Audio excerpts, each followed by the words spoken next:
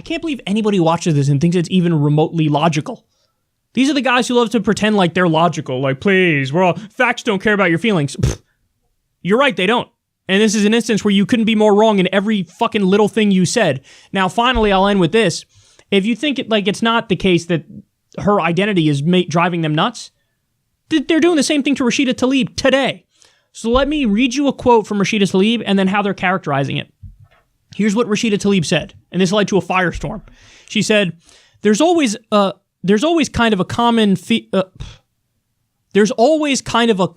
feeling, I tell folks, when I think of the Holocaust and the tragedy of the Holocaust and the fact that it was my ancestors, Palestinians, who lost their land and some lost their lives, their livelihood, their human dignity, their existence in many ways, have been wiped out, and some people's passports, and just all of it was in the name of trying to create a safe haven for Jews post the Holocaust, post the tragedy and the horrific persecution of Jews across the world at that time.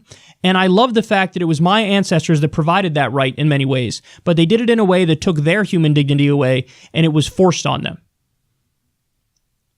So I don't even need to break that down. It's crystal clear what she's saying. She says, hey, when the Holocaust happened, it was Palestinians, my ancestors, who provided Jewish people a safe haven.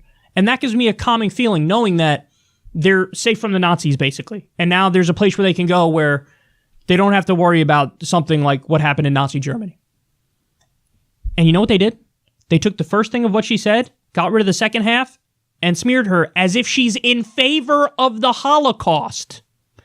They took this. There's always a kind of calming feeling, I tell folks, when I think of the Holocaust. That's it. They stop there. The rest of the quote goes on to explain how the Holocaust was terrible and it was a tragedy and it was evil and it was my ancestors who created that safe haven, albeit in a way that hurt them, but at least there was a safe haven for Jews, and that gives me a calming feeling. They totally destroyed the context, totally destroyed all of it, and they're pretending like she's in favor of the fucking Holocaust. You guys are lying smear merchants, and it's fucking dangerous what you're doing. It's dangerous because now the two first female Muslim congresspeople are on the receiving end of countless death threats, and you're making it seem like they're giving fucking information to our enemies and they're pro the Holocaust.